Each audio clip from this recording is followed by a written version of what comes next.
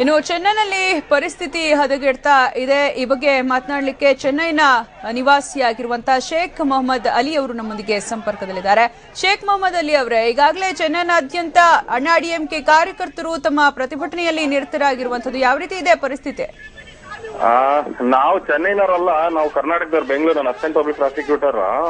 ಏನೋ ಕೆಲಸದ ನಿಮಿತ್ತ ವೇಲೂರು ಚೆನ್ನೈ ಕಡೆ ಹೋಗಿದ್ದೆ, ಮತ್ತೆ ಹೈವೇಲ್ ಬರ್ಬೇಕಾದ್ರೆ ಇಲ್ಲಿ ತುಂಬಾ ದೂರ ಬಂದು ಮಾತಾಡ್ತಾ ಇದ್ದೀನಿ.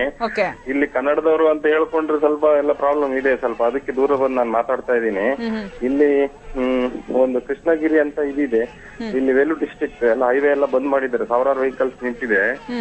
ಅದಕ್ಕೆ ಎಲ್ಲ ರೋಡಲ್ಲಿ ಬಸ್ಗಳಿಗೆಲ್ಲ ಅಲ್ಲೇ ಬಸ್ಗಳೆಲ್ಲ ಕಲ್ತಾಂಡ್ ಹೊಡೆದಿದ್ದಾರೆ, ಮತ್ತೆ ಹೈವೇ ಎಲ್ಲ ಜಾಮ್ ಮಾಡಿದ್ದಾರೆ.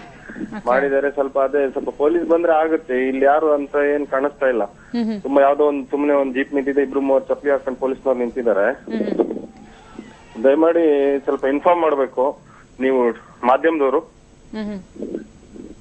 ಇಲ್ಲಿ ತುಂಬಾ ಮಕ್ಕಳು ಮತ್ತೆ ಸಾವಿರಾರು ಜನ ಎಲ್ಲ ನಿಂತಿದ್ದಾರೆ. ಸ್ವಲ್ಪ ದಯಮಾಡಿ ಇನ್ಫಾರ್ಮ್ ಮಾಡಿ ಹೈವೇನ ಕ್ಲಿಯರ್ ಮಾಡಿಸ್ಬೇಕಂತ ತಮ್ಮಲ್ಲಿ ವಿನಂತಿ.